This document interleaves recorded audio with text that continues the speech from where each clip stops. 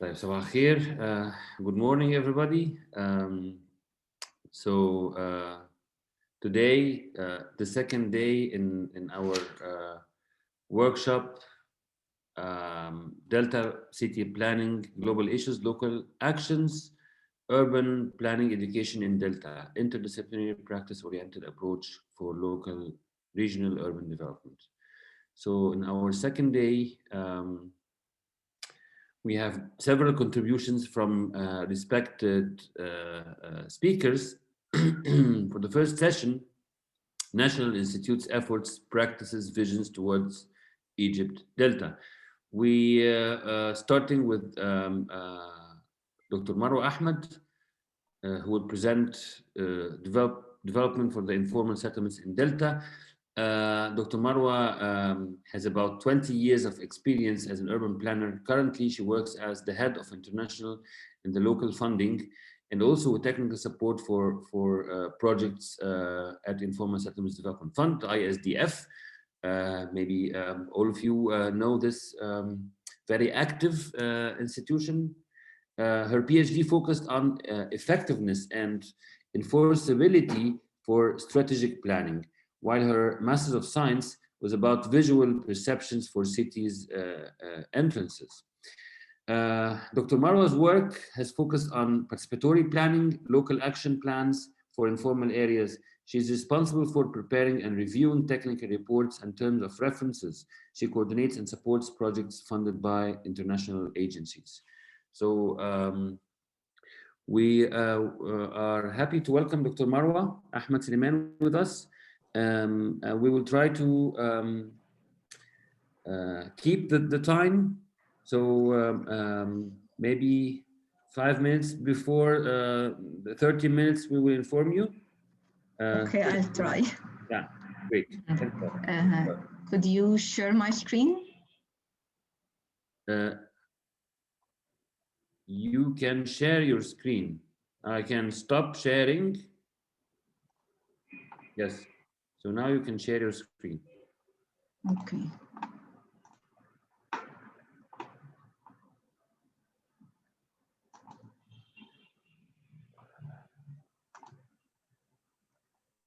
Okay. Good morning to everyone. Thank you, Dr. Hassan, for giving me this opportunity to give some ideas about the ISDF and our work. I start with the contents of my presentation. It's divided to main three subjects: the introduction about ISDF and our strategies and policies. After that, I'll go to Delta region, and finally, our future vision. First, I think all of us know what is the exactly mean of informal settlement. It's a phenomena. I think it's began to fulfill the need to provide housing. The government had a lot or several programs starting from 1994 until 2004. The development program was to provide a basic service, a basic urban service to this area. After that, until 2008, the programs goes to restrict the growth of informal settlement in Cairo, in Greater Cairo and Alexandria. Finally, from 2009 until now, we have the government was established the ISDF and give the priority for the slums. The ISDF established by a presidential decree on 2008. It's a national entity affiliated to Egyptian captains. Our main goals is to contribute to ensuring safe housing in Egyptian cities. We have a lot of duties related to surveying, classification, the informal settlement, develop the action plans for developing, coordinate with the administrative authorities, develop a national policy, and to encourage financial contribution. Our strategies, we have a short-term strategy to to have Egypt without slums, and it must done in by the end on 2020. I think it's almost done. In the middle term, we need to develop the unplanned area, and on the long term, we work to prevent the creation of new informal settlement. The policies of ISDF based on the realization of social justice principles and to guarantee the citizens' right of adequate, safe, and healthy housing. That comes by following a lot of policies related to resettlement the unsafe area in the same location or to in the nearest neighborhood, integrate the development program in both unplanned and unsafe together, support partnership with the civil society and private sectors, work with the international donors, and develop the informal settlements within the decentralization framework. The scope of ISDF started from collecting data and analyzing this data on a national level and a local level. We have this analysis to have the to determine what exactly we have in informal settlement and informal market. We have informal local economy. So we plan to develop this area and develop the local economy by developing the informal market and improve the living environment of people. On a national level, the unsafe area, or what we call slums, it's about 1% of urban clusters in cities, and it needs around 31 billion Egyptian pound to develop. For the unplanned area, it's 37%, around 37, and it needs actually more than 318 billion. For the informal market, we have about 1,105 markets around the cities, all the cities, and it needs 44 billion pound. To start with unsafe area, to determine the phenomena or to have what the size of this problem, we start to have a classification. This classification comes from the criteria of UN Habitat. We adapted them to the Egyptian situation and have 4 grades of risk. First one, it's areas that threaten life, such as area under geological sliding on the, or flood area, or the area in railways, threat of railways accidents. A second degree of risk, it's unsuitable shelter condition. It's related to the condition of the building and how it's in a bed or in using made of makeshift materials and sometimes. For the third degree grade, for the risk, it's related to the health, such as if you live in an area under a high voltage cable, or you don't have a clean drinking water, you don't have improved sanitation, or you live under a high density of industrial pollution. The fourth one, it's related to the tenure. If you don't have the documentation, official documentation for your tenure. Through more than 10 years of our works, we have a lot of mechanisms that we used to develop the unsafe area, and this mechanism actually it's related or according to the risk degree. Such as when we talk about the first degree of risk, we start with try to remove the risk. After that, we go to relocation the people in a safe area, or we can give them a financial compensation.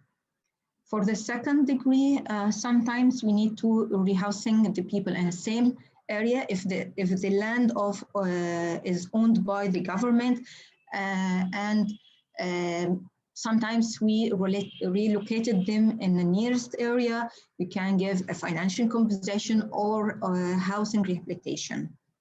The third one, as I mentioned before, it's related to health. So we need to cooperation with another ministries like Ministry of Electricity, Ministry of Environment, Ministry of Housing, Utilities, and Urban Communities. The last one, it's we working with the governorate to provide a document, a tenor document for the people. And beside these urban interventions, we have socioeconomic programs related to the women health or job opportunities for youth, identification cards, something about reduce the deprivation of children, and so on. For unplanned, of course, we follow the building law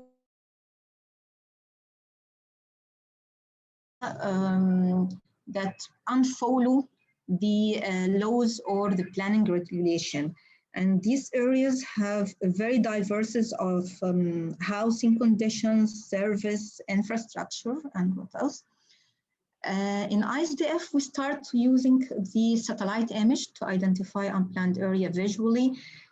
We work with more than 200 cities all over the country, and we find it's about 37%. As you see in the diagram, the highest one is 70% in Sohag Governorate, and the for Boursaid, it's very low percentage. It's 3%, and which is logical because, as we know, Boursaid and Souis is I cannot say it's a new cities, but it's compare with other cities in Egypt. It's after the war, we rebuilt these cities.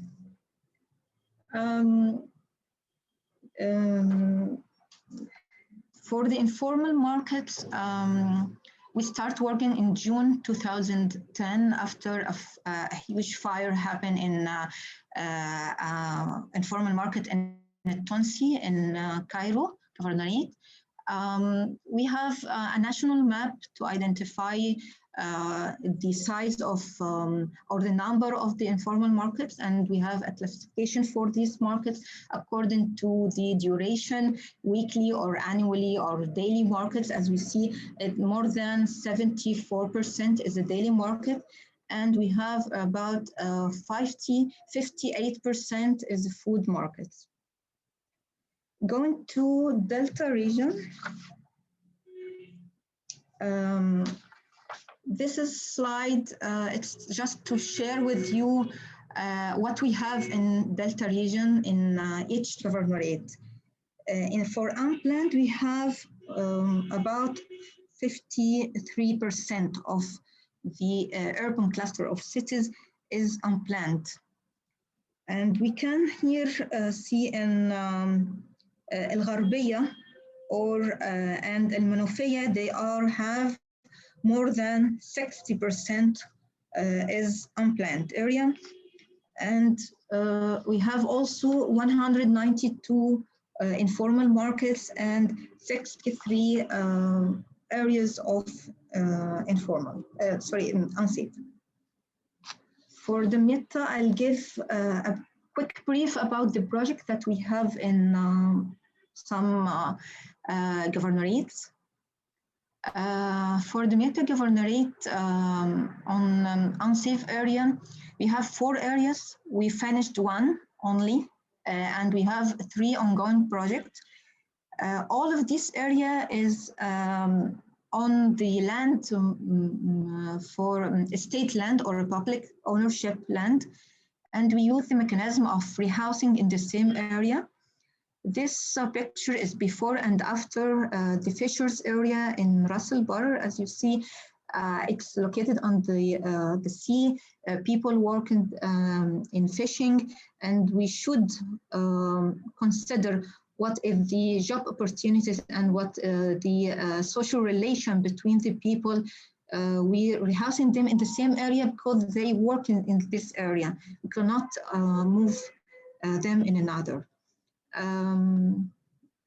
For unplanned, actually, the meters governorate, we start with Al-Manazza. Al-Manazza was a pilot project when we start working to develop or to have some urban interventions in unplanned area. We start with Al-Manazza as a pilot project, and we have several a lot of work in this area related to urban environment, to renovate the facade, contribution on finishing 8 commercial units, some works for the infrastructures in these areas, such lighting and tilling the internal streets, paving, renovation the sewage system. For the informal markets, we finished 2. I put these pictures, it's also in Ras Al Bar city, before and after, and how it's become more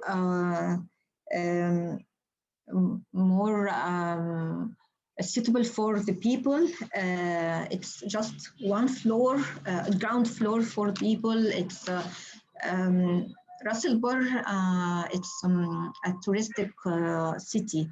They have a different job opportunities related to touristic and related to service, related to the fishing also.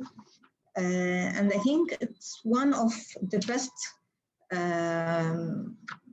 template of markets, actually. In Al-Gharbiyya, we had 11 areas, unsafe areas. We finished these 11. One of them was located on the state land, El-Kandalaya, and we rehousing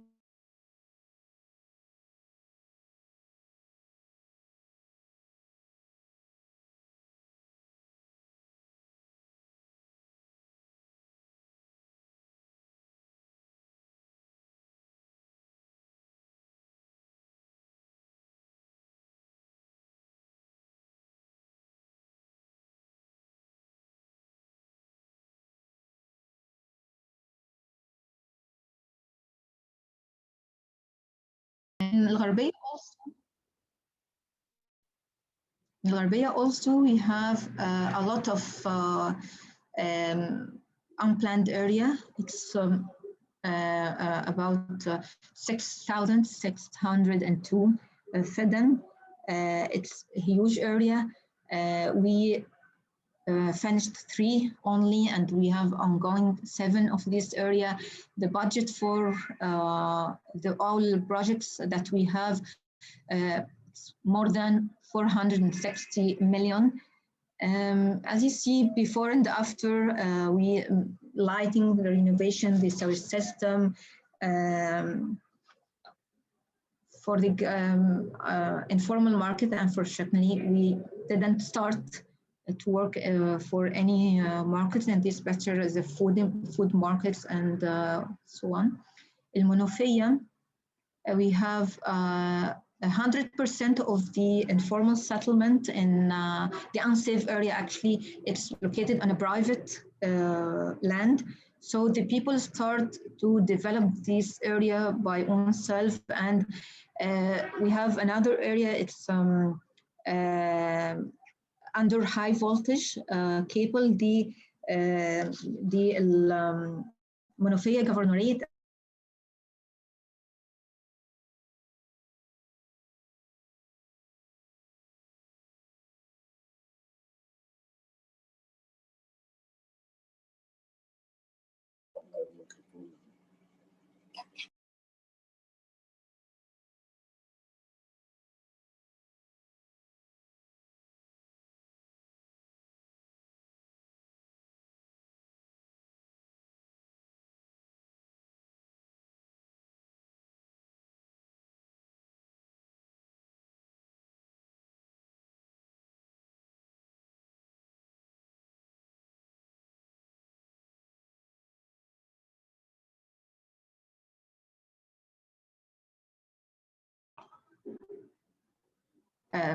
Dr. Hassan.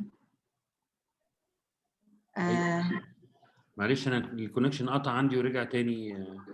اوكي.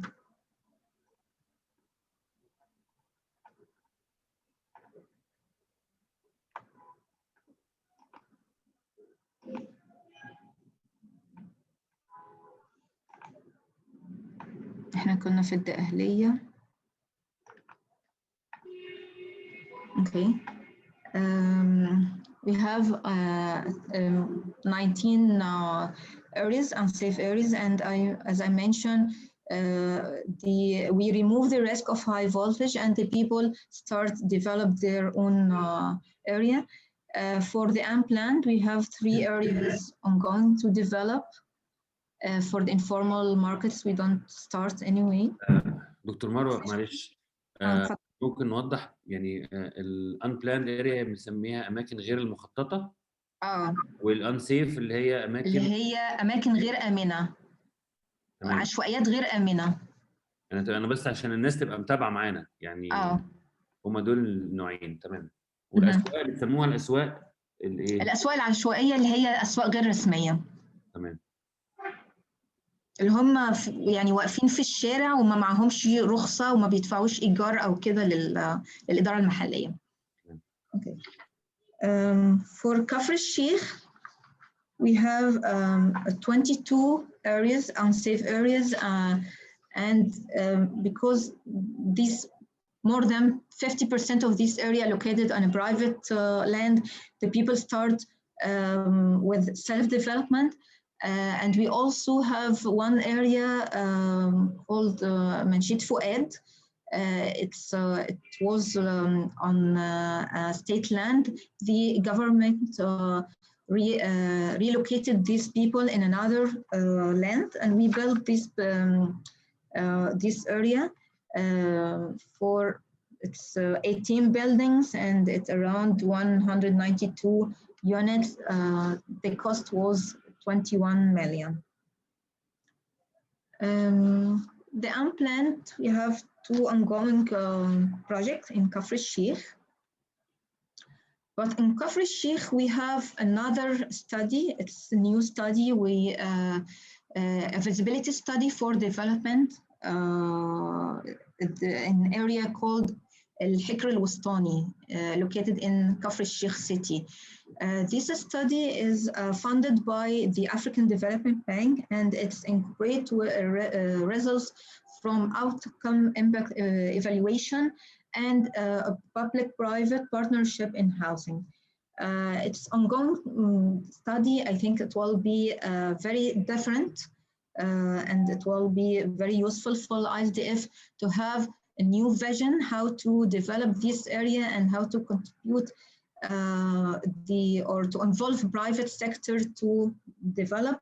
We have a Spanish consultant to make a model to the best way how to can have a public and private partnership in development. For the informal market, we still don't have any market developed until now. Okay, finally, I'll go to the future vision, what we will do. With UN Habitat, now we almost finalized a study to have a new classification for the cities existing, to have what is the urban upgrading area, to identify this area with criteria and what is the intervention method. In this classification, we include the opportunities and risk of urban, social, and economic aspects. The main idea is what is the potential and opportunities for development, and we need to concern also the realization and economic aspect, as I mentioned. And I think this will lead to integration of this area into the urban fabric and the social and economic environment of the city. It can also reduce a big part of the development cost that the state should pay, and by depending on the dynamic of a local economy in this area and what is the revenue that we can be invest in another. So you have an area with a good opportunities, you can have a revenue, and take this to invest in another area have a lot of problems. The general framework of this classification, it's, as we know, the city is something between the deteriorated area goes to urban extensions. And between all of these, we have a lot of types and conditions of building, condition of the informal activities, the unplanned. We have areas with a specific or a special natural. The classification finalized with main 4 classes. But areas with a high development potentials, some of them medium potentials, limited, and the last one, the high development limitation. And I think this area will be the priority for the government. We need to put more investment from the government to develop. The area with high development potential is more attractive to private sector. It will be more attractive because they have a lot of investment potentials. I think I'm done. Thank you. And I'm open for any questions. Thanks, Marwa, for this informative overview about the work and the activities of the ISDF, especially in Delta. Actually, I consider the ISDF as the responsible entity for dealing with actually officially, I think this is its mandate, but also we have to consider, I mean, the coordination, the level of coordination that is done by the ISDF between different stakeholders from the government side. I mean, all the ministries, the related ministries, and also local administration and private sector, international cooperation. So yeah, maybe we check first if there are any questions. لو في أسئلة يا شباب، أي أسئلة بالعربي حتى. By the way, Dr. Marwa is one of the, let's say, one of the most supportive people who work for the government, but also act as like a bridge with the academics. So whoever has any doing any research about informal settlements and try to approach her, she really helps and support us. So thank you, Marwa. شكرا. العفو، يعني اي حد فعلا عايز اي حاجه يا جماعه، دكتور حسن عنده التليفون والايميل وكل حاجه، ف انا ببقى سعيده انه الناس يعني يقدروا يحصلوا على المعلومه، واكيد دي مصلحه للكل يعني. طيب اسئله بقى، اسئله. دبوسي، محمد دبوسي وصفر ريز ذا هاند. شايف، سوري، دبوسي الاول. طيب okay. Thank you, Dr. Marwa. I really found the project of ISDF very good, and you pay a lot of effort and studies in your work. I have only two short questions. Number one, how do you deal with disagree in some specific projects of the ISDF? because we found sometimes opposition from public. Number two, about how do you see the design in some sensitive area like Russell Bar, because we sometimes found the project is very traditional and non-innovative architecture designs. So how do you see the project from the design point of view? Thank you. Okay. I don't know what exactly you mean, disagree. You mean disagree from the people's side when we go to develop area? Yeah, when you like نزع الملكية or something like this. Okay. Okay. When we start to develop any area around all the city in the country, we start with the people. It's our approach, participatory approach. It's the first approach we need to go. You need to go and negotiate with the people. And I think within the 10 years of work, we start have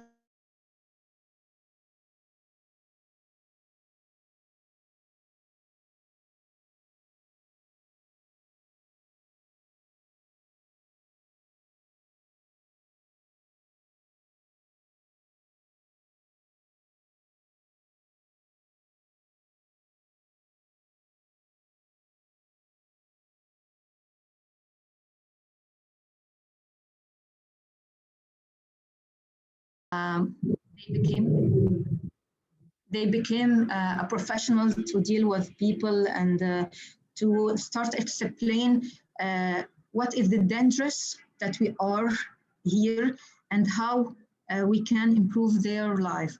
Of course, it takes a lot of time and it's not easy. And to be honest, you couldn't get 100% of agreement. But you need to have more than 60 or 70 or 80% agreed from the people. For the second question, it's about the design. Don't ask me, please. The design from the perspective of innovation or sometimes you have a template. A template from the government.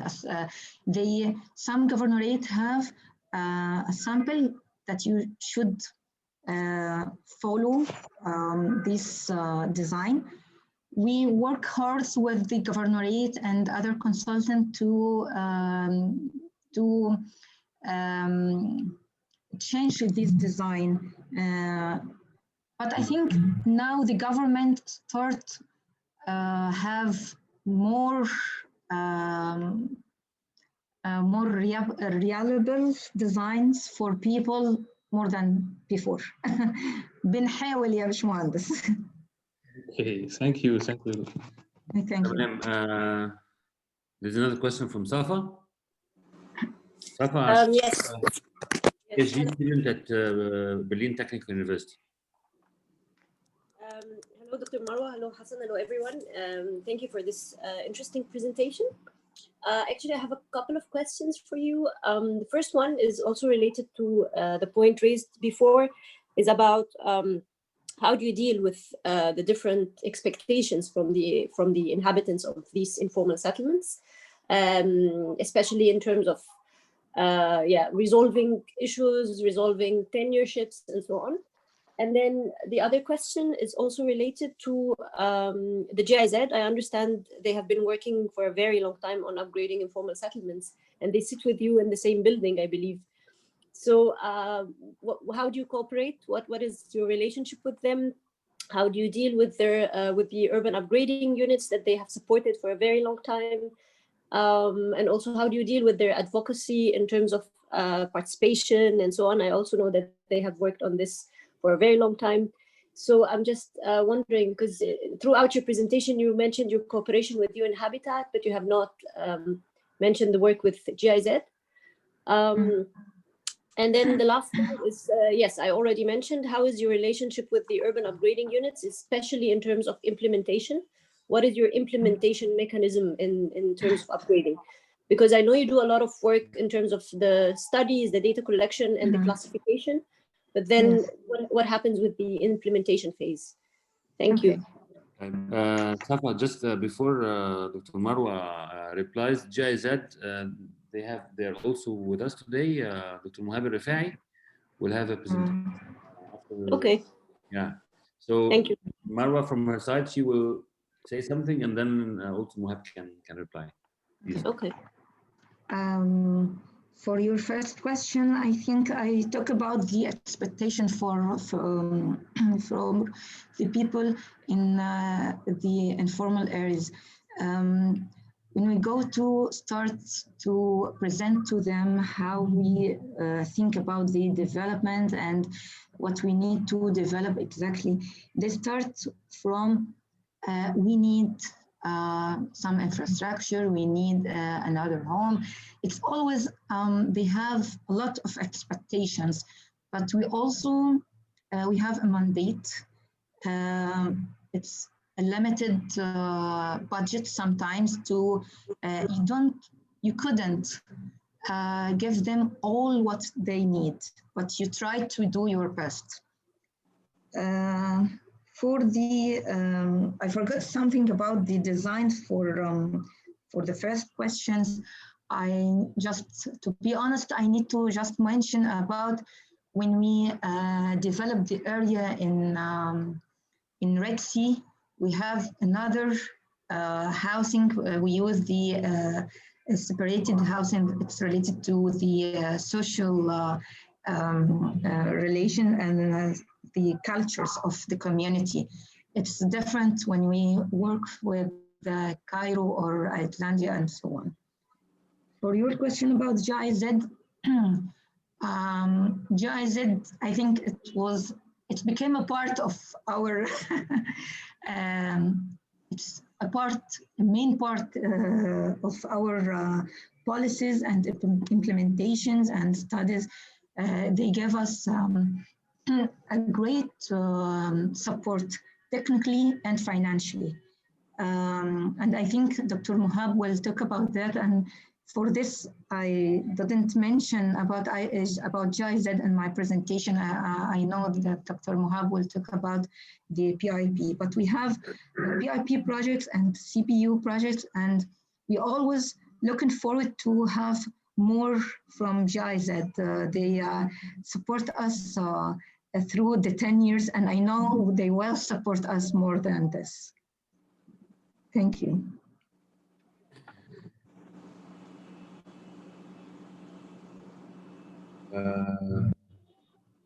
Thanks, Marwa. Thanks, Safa. There are a couple of questions. Dr. Heba Sliman from Kafr Sheikh, our partner, one of the partner universities in this project. Dr. Heba, can you please say your question? I wanted to ask about relocation strategy. Is there an assessment for people satisfaction after relocation to the new area? يعني their lifestyle is changed?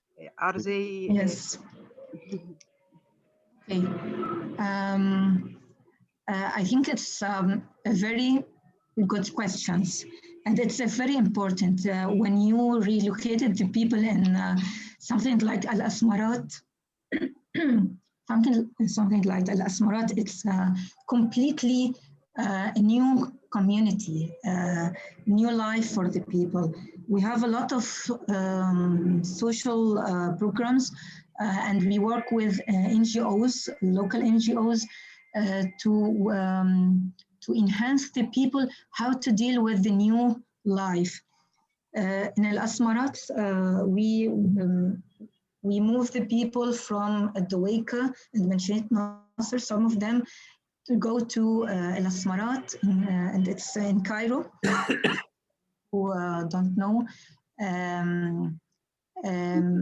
We have a lot of programs, and we make deals with private sectors to open some workshops for people and to have a public transportation line from Al Asmarat to the main squares in Cairo and Al-Jiza, to help people to deal with this new life. And because when they move from the original area to another, some of them lose their jobs. So we work to create another jobs. And I think Al Asmarat till now it's a good case study for these aspects. Marwa, actually أنا الوقت بس مش عايزة. بس just one information, like for you, one of our students, master student, she did her thesis about the perception of the residents of Marat. Me as well. Maybe it would be nice if we share it with you. Her name is Riham Rida. يا ريت. Yeah. And me as well. I'm working with Dr. Dua in Al Asmarat with Riham also. This is another. It's very nice. Yeah. They're working. It's very nice, and it's very important to ISDF to know because now we finalize a study about to evaluate these projects, especially for Al Asmarat as relocated to people, and we have another evaluation for Zerzara in Bursaid. It's rehousing in the same area, and another unplanned for in Al-Jiza. These studies, it's very important to us. We need to know what the impressions from the people who live there and what they are need to develop. It's very important to evaluate yourself. I think, Marwa, we have, I mean, this is a very good chance for networking. So now you have contacts in Kafr Sheikh University, Tanta University, and Mansoura University. So whenever it comes to like any research that you need to do, maybe in one of those governorates, you will have partners to support. Okay? Thank you. Just share the connection. I will share it. I will share it only with the let's say coordinators from each university. Okay. So I will not share it with all the students of the university. I know. So just if in case one of the students needs to do a research or something through his or her supervisor, they can contact you. Okay? Yes, all of them are very. Maybe I take the opportunity also to have your contact, because we are talking with we are working with Dr. Dua, the next speaker, and then Al Asmarat. So maybe we can contact you about that. Okay, thank you. Thank you. تمام. So ممكن share. Anyway, I have the contact of Dr.